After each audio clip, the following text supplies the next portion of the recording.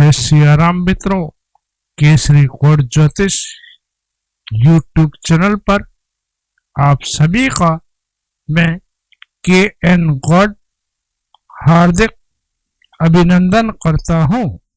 मित्रों, आज हम इस वीडियो में बात करेंगे माता वैष्णव देवी की अमर कथा और माता वैष्णव देवी कलयुग में जन्म कब और कहां पर लेगी इस बारे में। वैष्णव देवी उत्तरी भारत के सबसे पूजनीय एवं पवित्र स्थानों में से एक है। ये मंदिर पहाड़ों पर स्थित होने के कारण अपनी भव्यता एवं सुंदरता के कारण भी प्रसिद्ध है। वैष्णव देवी भी ऐसे ही स्थानों में से एक माना जाता है जिसे माता का निवास स्थान माना जाता है। मंदिर लगभग 5200 फीट की ऊंचाई पर और कटरा से लगभग 14 किलोमीटर की दूरी पर स्थित है। हर साल लाखों तीर्थ यात्री मंदिर के दर्शन करने, माता के दर्शन करने और माता का आशीर्वाद लेने आते हैं। ये भारत में तिरुमला वेंकटेश्वर मंदिर के बाद दूसरा सर्वाधिक देखे जाने वाला धार्मिक तीर्थ स्थल है। वैसे तो माता वैष्णव देवी के संबंध में कई पौराणिक कथाएं प्रचलित है, लेकिन मुख्य दो कथा अधिक प्रचलित है। माता वैष्णव देवी की प्रथम कथा मान्यता अनुसार एक बार पहाड़ों वाली माता ने अपने परम भक्त पंडित श्री श्रीधर की भक्ति से प्रसन्न होकर उसकी लाज बचाई और पूरी सृष्टि को अपने अस्तित्व का प्रणाम दिया। वर्तमान में कटरा कस्बे से 2 किलोमीटर की दूरी पर स्थित है हंसाली गांव में मां वैष्णव के परम भक्त श्री श्रीधर रहते थे। वे निसंतान होने से दुखी रहते थे। एक दिन उन्होंने नवरात्रि पूजन के लिए कुंवारी कन्याओं को बुलाया। मां वैष्णव कन्या रूप में उन्हीं के बीच में आकर बैठ गई। पूजन के बाद सभी कन्याएं तो वापस चले गई, पर मां वैष्णव देवी वहीं रुकी रही और भक्त श्री श्रीधर से बोली, जाओ भक्त, सबको अपने घर भंडारे का निमंत्रण दे आओ। श्री श्रीधर जी ने उस दिव्य कन्या की बात मान ली और आसपास के गांवों में भंडारे का संदेश पहुंचाना शुरू कर दिया। वहां से लौटकर आते समय नाथ संप्रदाय के गुरु गोरखनाथ एवं उनके शिष्य बाबा भैरवनाथ जी के साथ उनके दूसरे शिष्य को भी भोजन का भक्त श्री श्रीधर जी ने निमंत्रण दिया। भोजन का निमंत्रण पाकर सभी गांववासी आश्चर्यचकित थे कि वह कौन सी कन्या है जो इतने सारे लोगों को भोजन करवाना चाहती है। इसके बाद भक्त श्री श्रीधर के घर में अनेक गांववासी आकर भोजन के लिए इकट्ठे हुए। तब कन्या रूपी मां वैष्णव देवी ने एक विचित्र पात्र से सभी को भोजन परोसना शुरू किया। भोजन परोसते हुए जब वह कन्या भैरवनाथ के पास आई, तब उसने कहा कि मैं तो खीर पूड़ी की जगह मांस खाऊंगा और मदिरा पान करूंगा। तब कन्या रूपी मां वैष्णव ने उसे समझाया कि ये ब्राह्मणों के यहाँ का भोजन है, इसमें मांसाहार नहीं किया जाता है। किंतु भैरवनाथ ने जानबूझकर अपनी बात पे ही वे अड़े रहे। जब भैरवनाथ ने उस कन्या को पकड़ना चाहा, मां रूपी वैष्णव कन्या को, तब मां ने उसके कपट को जान लिया। मां ने वायु रूप में बदलकर त्रिकुट पर्वत की ओर उड़ चली। भैरवनाथ भी उनके पीछे उधर चला गया। माना जाता है कि मां की रक्षा के लिए पवन पुत्र हनुमान जी भी थे। मान्यता के अनुसार उस समय भी हनुमान जी माता की रक्षा के लिए उनके साथ ही थे। हनुमान जी को प्यास लगने पर माता ने उनके आग्रह पर धनुष से पहाड़ पर बाण चलाकर एक जलधारा निकाली और उस जल से अपने केश धोए। आज यही पवित्र जलधारा बाणगंगा के नाम से जानी जाती है। जिसके पवित्र जल का पान करने से या उसमें स्नान करने से श्रद्धालुओं की सारी थकावट और तकलीफें दूर हो जाती है। वे अपने आप को तरोताजा महसूस करते हैं, ऐसी मान्यता आज भी है। इसी दौरान माता ने गुफा में प्रवेश कर 9 माह तक वहां पे घोर तपस्या की। भैरवनाथ जी भी उनके पीछे वहां तक आ गए। तब एक साधु ने भैरवनाथ से कहा कि तू जिसे एक साधारण कन्या समझ रहा है वह आदि शक्ति जगदम्बा है, इसलिए उस मां शक्ति का पीछा छोड़ दे। भैरवनाथ साधु की बात नहीं उन्होंने मानी। तब माता गुफा की दूसरी ओर से मार्ग बनाकर बाहर निकल गई। ये गुफा आज भी अर्ध कुमारी या आदि कुमारी या फिर गर्भजून के नाम से प्रसिद्ध है।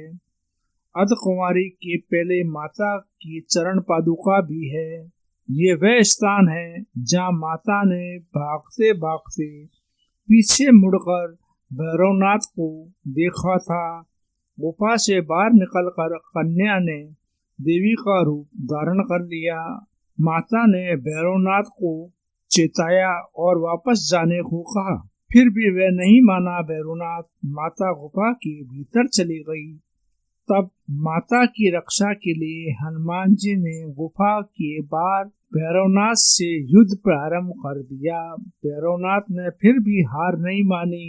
जब वीर हनुमान युद्ध करते करते निढाल होने लगे, तब माता वैष्णव देवी ने मां काली का रूप लेकर भैरवनाथ का संहार कर दिया।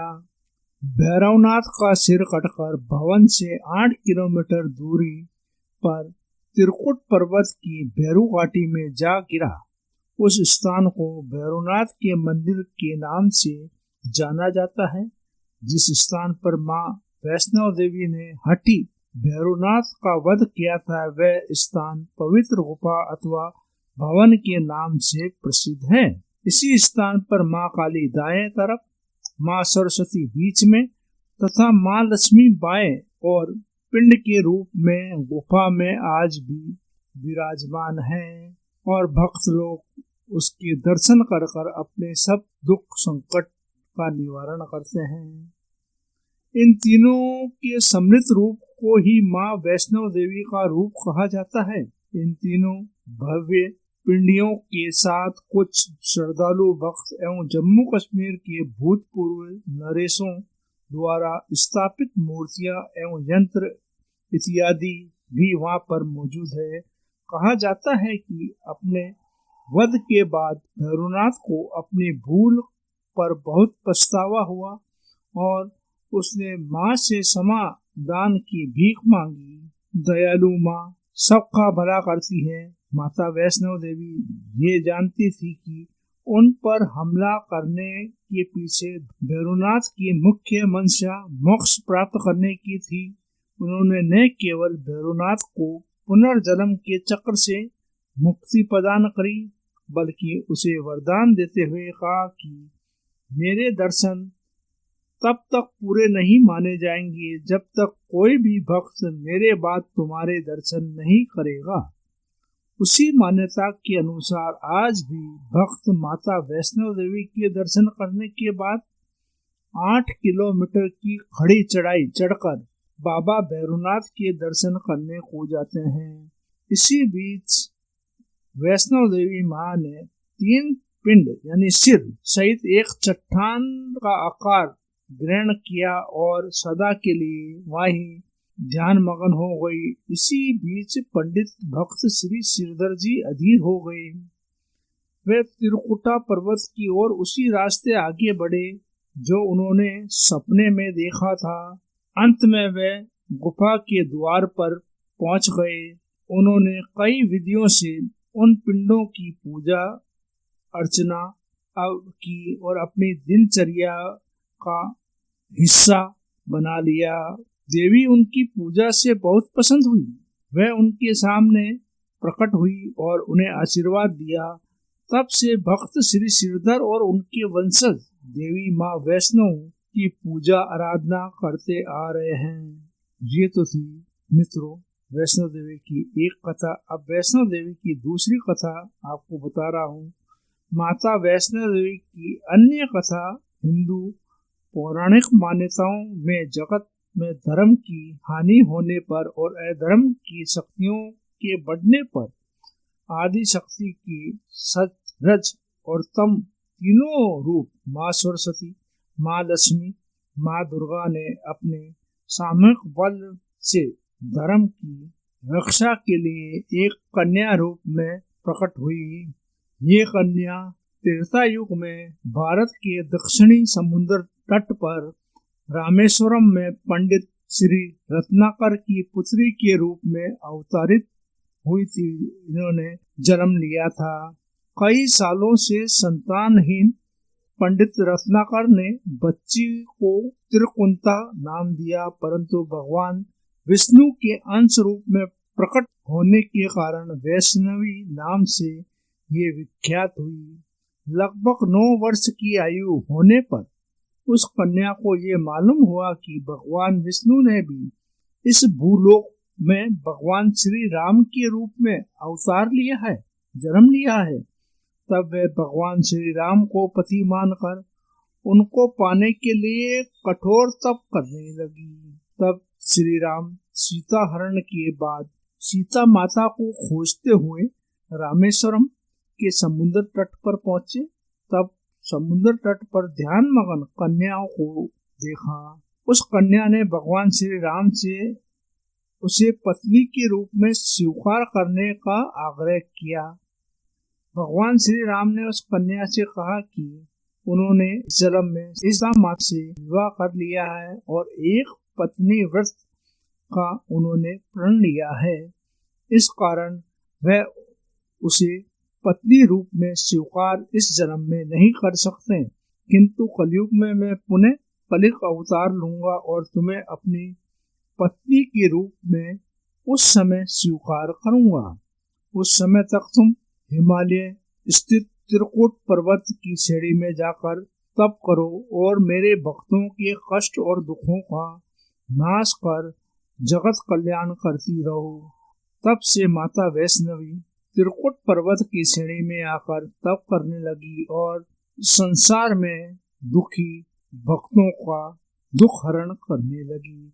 जब श्री राम ने रावण के विरुद्ध विजय प्राप्त की, तब माँ ने ये कन्या रूपी वैष्णवी माँ ने नवरात्रि मनाने का निर्णय लिया। इसलिए उक्त संदर्भ में लोग नवरात्रि के 9 दिन की अवधि में रामायण का पाठ भी करते हैं।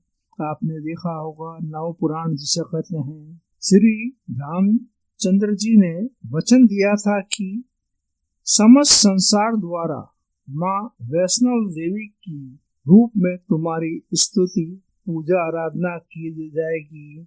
त्रिकुटा पर्वत पर देवी वैष्णव माता वैष्णव देवी के रूप में प्रसिद्ध होगी और सदा के लिए अमर हो जाएगी, ऐसा ये दूसरी कहानी है। तो इस कहानी के अनुसार माता वैष्णवी देवी कलयुग में जब भगवान विष्णु कलिक का अवतार लेकर उन्हें पृथ्वीलोक पे आएंगी, तब माता वैष्णव देवी भी वापस जन्म लेकर उनका वर्ण करेगी, ऐसी शास्त्रों में मान्यता है, लिखा हुआ है। मित्रों, इस विषय पर वीडियो डालने का विचार मन में आया और सोचा बहुत से लोगों को पता है, बहुत से लोगों को पता नहीं भी है। तो हमारी नई पीढ़ी, युवा पीढ़ी जो है, वे हमारे आध्यात्मिक महत्व को भूल चुकी है या उन्हें इस बारे में पता ही नहीं है। तो ऐसे वीडियो डालकर मैं उन्हें हमारे आध्यात्मिक महत्व को, हमारी संस्कृति को, हमारी वेद पुराणों की विरासत को बारे में बताने की कोशिश कर रहा हूँ। और आगे भी ऐसी कहानी कथाएं जो मुझे प्रेरणा देंगे प्रभु और जो मुझे अच्छी लगेगी, वह आपके लिए मेरे इस चैनल पर प्रस्तुत करूँगा। दोस्तों, अगर आपको मेरा ये वीडियो पसंद आया हो तो लाइक करें, शेयर करें और हाँ दोस्तों, बेल का आइकन दबाना ना भूलें। इससे मेरे चैनल पर नई जानकारी शीघ्र आपको मिल सके। साथ ही आपने मेरा चैनल अभी तक सब्सक्राइब नहीं किया है तो अभी करें। दोस्तों, आपको मेरे इस चैनल पर ज्योतिष के संबंध में, वास्तु के संबंध में एवं नंबरलॉजी के बारे में जानकारी मिलती रहेगी। यदि आपकी कोई समस्या है और आप समाधान जानना चाहते हैं तो आप मुझसे संपर्क कर सकते हैं। एवं दोस्तों, आप मेरे चैनल के बारे में अपने मित्र एवं परिवारजनों को भी जानकारी दें ताकि वे भी मेरे चैनल के माध्यम से रोचक जानकारी प्राप्त कर सकें। एक नई जानकारी का वीडियो लेकर मैं आपका मित्र फिर आपसे रूबरू होऊंगा। तब तक आप मस्त रहें, स्वस्थ रहें और आनंद में रहें। धन्यवाद। जय सिया राम।